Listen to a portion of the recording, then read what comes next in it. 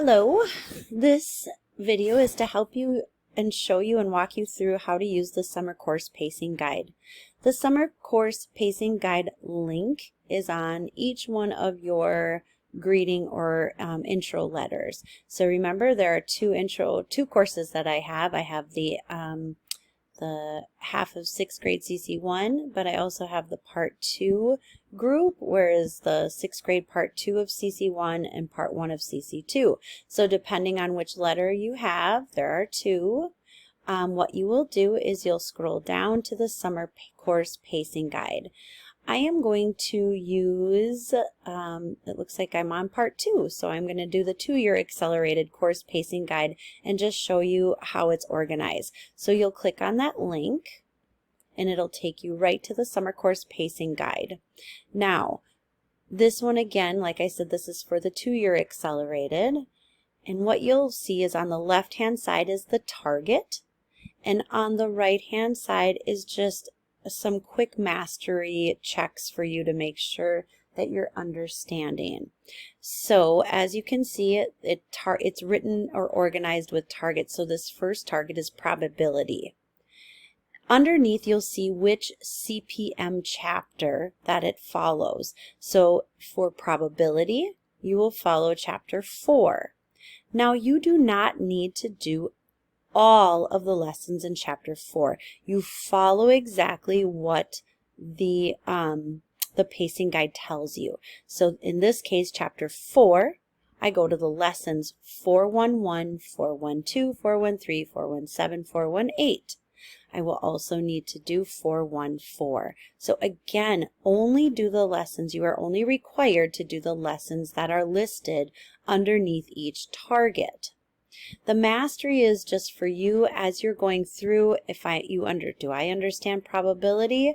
Once you're feeling it, yes, click. Have I gone through representations of a portion?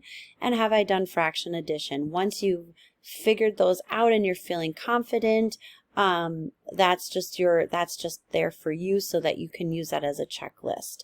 You're also going to notice on the left side where the target is, that highlighted in yellow, it'll give you a deadline or a suggested deadline of when we would like these assignments completed. So to kind of keep on pace, it would be nice if we had this first chapter 4 completed the week of June 14th. Very simple, very easily organized. Like I said, chapter 5 again, it looks like chapter 5 you're going to need to do all lessons and so on, right? Now for my part 2 CC1 group, you're going to notice you have 2 ebooks that you'll need to have access to. So the first part, this is your CC1 ebook. This will be your pacing guide for the first part in CC1, but then you also have a second part where you'll have to switch over books and move into the CC2 book, and then you'll have another pacing guide for that CC2 book. Now notice you're not doing all the chapters, that's just the ones that are listed here. For 6th grade, for the first part of 6th grade, your pacing guide, you'll notice here, let me just pull that up really quick. You'll notice that you're just working out of CC1. You only have chapters 4, 5, 7, 8, 9, and then 10 is down here. So just noticing, each course is just a little bit different based on the acceleration. So again, make sure you are in your intro letter, the intro letter that you received. Click on that Summer Course Pacing Guide, and all of that information will be there for you.